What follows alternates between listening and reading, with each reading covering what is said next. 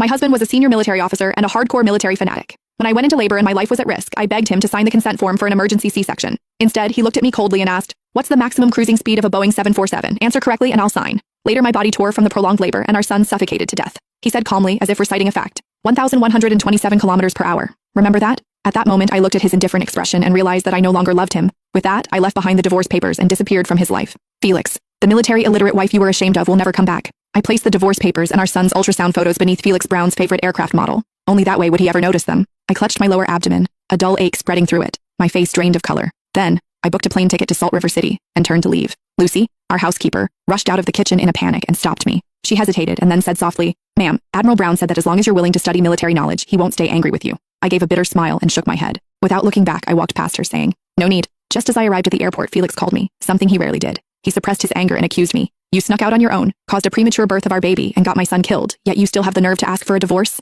My hand trembled as I held the phone. Standing in the security line, surrounded by strangers, tears slipped down my face despite my efforts to stop them. That very day, I was scheduled for my prenatal checkup. Felix, the child's father, forgot about it entirely. That alone would have been bad enough, but to make things worse, he locked me in the house and forced me to memorize military facts. I had no choice but to climb out through a first-floor window. Never would I have foreseen that on the way to the hospital, I'd be hit by a car, triggering premature labor. However, before I could explain any of this, his sharp voice cut in again. "Autumn, as a mother, you ignored your son's safety and went out without my permission, leading to his death. For that, you're utterly irresponsible. And as the Admiral's wife, you're empty-headed and completely unworthy of your position." The noise around me blurred into a dull roar. I felt like I couldn't breathe. After a long silence, I couldn't help asking, "Our child is gone. Are you not at fault for that too?" I was 8 months pregnant, so the baby was fully formed. The doctor had said that if a C-section had been done in time, the baby could have survived. As long as Felix had signed his name, my child could have lived. Yet he refused. Maybe he never wanted our child to be born in the first place. I remembered our wedding night clearly. That same night, his first love, Grace Avery, suddenly went into premature labor. She called him in tears, saying, "Felix, my stomach hurts so badly. Please come save me or I'll die." He immediately abandoned nearly 100 fellow officers who had come to celebrate us, abandoned me, the bride,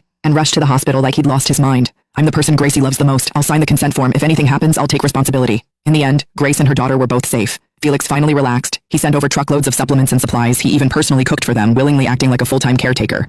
Meanwhile, I became the laughingstock of the entire military housing compound. I sniffed, forcing myself to stay calm. "Felix, you saved Grace and her daughter, but you killed your own child." There was nothing but silence on the other end of the line. After a long while, he spoke again, irritation creeping into his voice. "Autumn, how could you